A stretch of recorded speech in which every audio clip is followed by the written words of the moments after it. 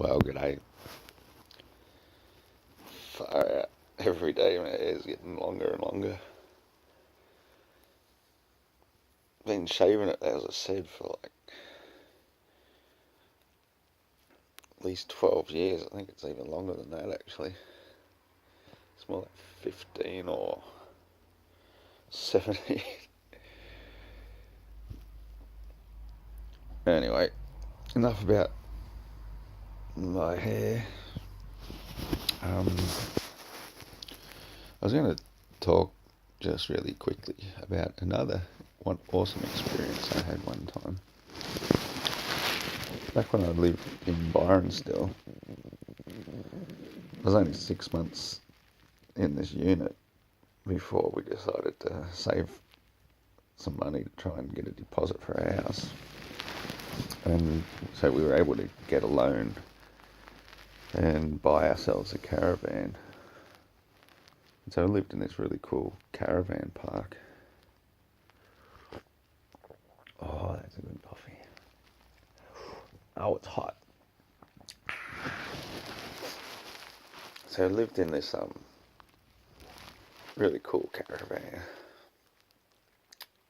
and it was right by the West Byron sewage treatment works, so it did get a little bit pongy through the summertime, but he got used to that. It wasn't that bad. And because I was cleaning pubs early in the morning, I'd have my days free, so by the time I got home again, I'd just go down to the beach. It was awesome. Just only a few hundred metres walk down past the sewage treatment works, across the Tallows Creek Bridge. Got the name Tallows. Get this, because they used to pump the tallow from the meatworks, from the piggery, into the ocean there and drive all the sharks and nuts with all this fat and blood and gore and shit. That was back in the good old days when they were still hunting whales as well. Anyway, we've come a long way since then. So I used to walk past the sewage treatment works, and there's two large settlement ponds, and then it'd have an awesome amount of bird life. It was the one thing I loved about living there. I'm a bird appreciator. I just love birds. I think they're just awesome. They have this sense of intelligence and awareness that you only get from living in the wild, I suppose, and always been aware of your surroundings, aware of predators. I mean, a lot of birds even fly away when they're high up in a tree, safely away from us. So they obviously think we're capable of more than we are. And so this is my daily routine. I'd actually just grab an avocado most of the time and a bottle of water, head down the beach and find a secluded spot where I could, be out of the public eye and expose my whole entire skin to the sunlight. Go and have a swim if no one was around watching me skinny dipping.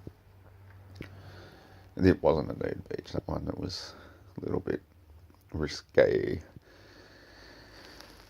So one particular day as I'm walking down to the beach, I had this powerful thought in my head. And it was done in a good way. It wasn't done in this tempting, mocking sort of way. I wasn't trying to,